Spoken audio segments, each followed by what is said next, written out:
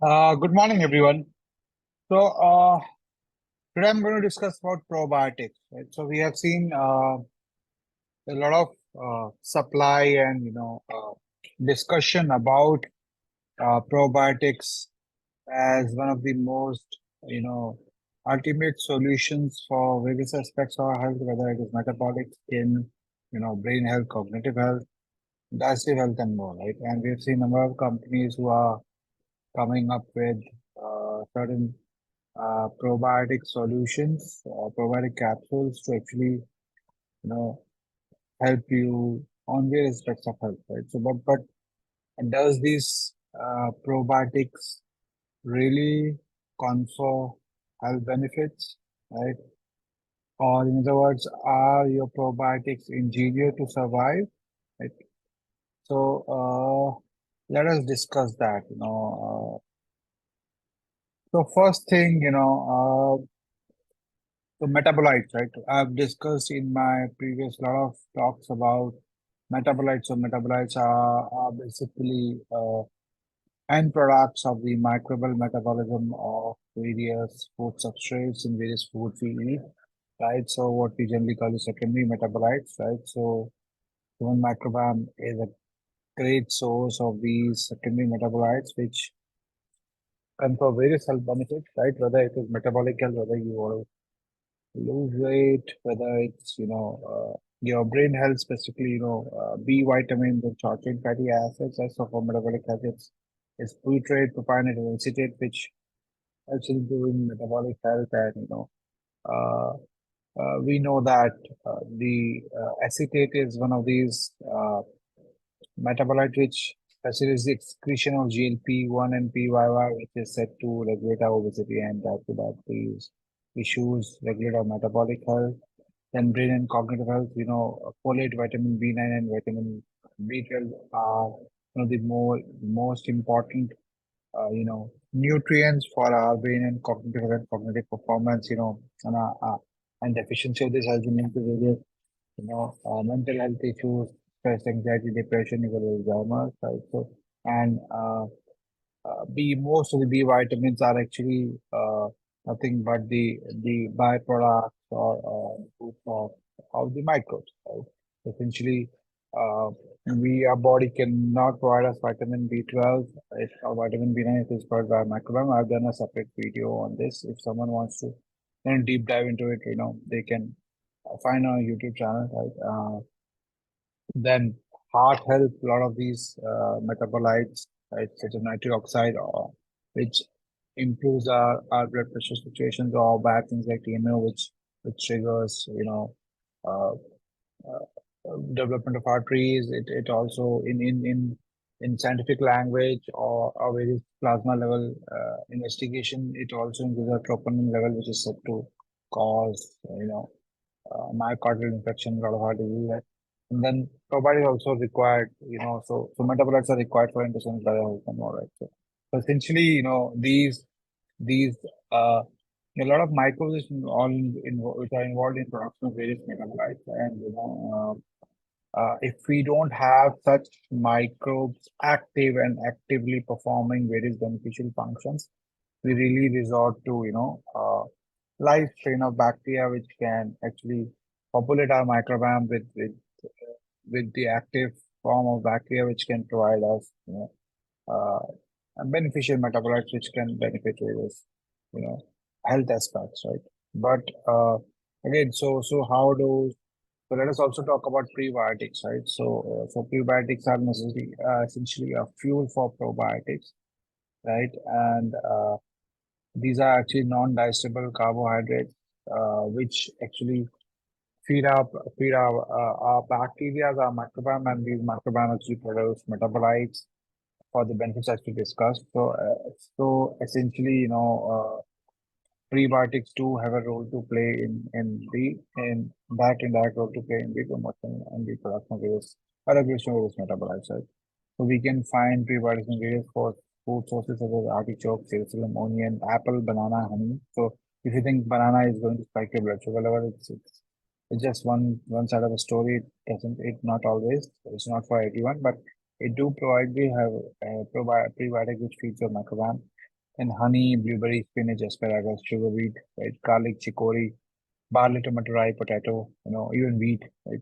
These all these are high source of prebiotics, right? So they actually feed bacteria and they feed the probiotics. And then again, that's the difference between prebiotics and probiotics. Prebiotics are food for bacteria, probiotics are live strain of bacteria, which we generally administer orally, right? So let us discuss about probiotics now, right? So does probiotic confer health benefits or not, right? So we have to understand the entire process of how the oral administered probiotic travel through the entire body, right? So start from the mouth again. Mouth have an mildly acidic environment and very antibacterial nature. So there are chances that the probiotic may degrade inside the mouth and may not be able to survive. Even if it survives, right, it passes through stomach. Again, stomach we know is highly acidic, right? And there are almost 80% chances that the probiotic will not survive, will degrade, and will get dissolved, and we will not be so when it survives, right? So in small intestine, there are it faces the challenge from bile salts and digestive enzymes, which can degrade the probiotic. On the other hand, beneficial aspect is some of these live strain can interact with the local gut immune cells, which do impact our brain functioning as well, right? And even if it survives, right, it goes to large intestine where which is the its target site where they we need to, you know, perform various functions to improve our health and but there are also these live strains do compete with the existing bacteria for nutrient and mucosal adhesion sites, right? And even face colonization resistance, right? So essentially, they may not be able to survive and they may secrete out of feces without conferring any health benefits, right? And again, the survival depends upon the interaction of the strain with the immune cells, the gut cells, and the dietary nutrients, right? So essentially, if you are going for a microbiome gut microbiome test, which is generally coming up right now, a lot of companies are doing it, right? And we do on a different way, so probably I'll talk about this later as well, right? So when we talk of the gut microbiome testing, a lot of these companies are doing, gut microbial DNA testing, the existence of the diversity of the bacteria, and that is they're giving you certain probiotics. Again, as I have shared earlier during the beginning of this presentation, that you know the probiotics administration or the administration of probiotics, right? It depends upon the level of metabolites production, and that all depends on the function of the microbiome, decoding which bacteria is there, who are active, what they are producing. So microbial DNA doesn't solve that, right? Even if you take probiotic and even if it survives, all the environment is not going to benefit if the particular strain is not active or not actively producing a metabolite, or you are not, having the right set of prebiotics which feed that probiotic, right? So essentially, these probiotics in larger portion of the cases will not work because first of all, you're not targeting metabolites. You don't know what metabolites is it targeting. You don't know whether you have the right set of prebiotics or not, whether this or in which form you are consuming probiotics. Is it a capsule, right? And whether it is actually it is capsule, it is going to survive or not, right? So there are a lot of these questions, right? So these may not confer health benefits, and you may just wasting your money and resources on that. So let us discuss what is the way out, right? So way out is the micro encapsulation, co-encapsulation technique, right? So that's highly patented. I'm not sure whether someone is doing this in India right now, but there are different layers. So essentially, it's a co-layer.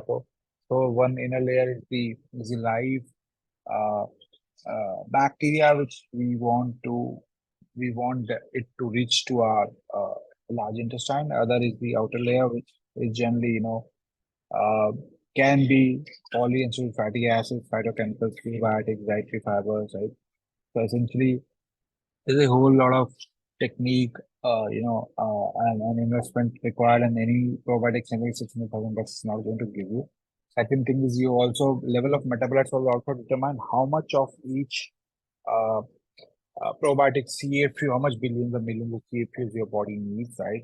That is very, very precise for your biology. So essentially, the standard of care probiotic maybe 2 billion, 5 billion CFUs or 18 billion CFUs may not work, right? Because it may be less or excess, even if it's there's biases in the gut, right? So essentially understanding first thing is how much of probiotic you require, whether my probiotic would be able to survive the harsh stomach acid environment and the journey in small intestine, even the colonizing resistant large intestine, right? These are the questions. So how your strain has been selected, right? Is it based on diversity or the functional activity? Are they analyzing the metabolites being produced by your gut microbiome or by your microbiome, right? So does probiotics, basically with these probiotics have been studied which can survive harsh environment or not, right? So these are the few questions uh, you should consider, right? Uh, so to sum up, uh, focus on metabolites, not on the diversity, right? And it will also check whether the probiotic is actually able to survive the harsh environment, right? Passing through mouth, passing through stomach, passing through small intestine, even large intestine, right? And whether they are using the right encapsulation or co-capsulation technique to make sure that it survives, right? And what amount of probiotic your body needs right now based on various production of various metabolites. Right? So these are the questions you should ask, right, and find answers to, right? And so we at Gene Frequentics actually we focus on the metabolites production. So we are recommending probiotics and prebiotics based on the level of the activity of various metabolites. So for gut microbiome, there are 26 such metabolites. Functional pathways course for oral, which is coming starting in September, it would be around 15 biological pathways course, right? So please do uh, properly investigate before taking probiotics. Which one you need, how much you need, whether the probiotic will survive or not, whether the encapsulation technology you use or not. That's it for today. Have a great day ahead. Thank you.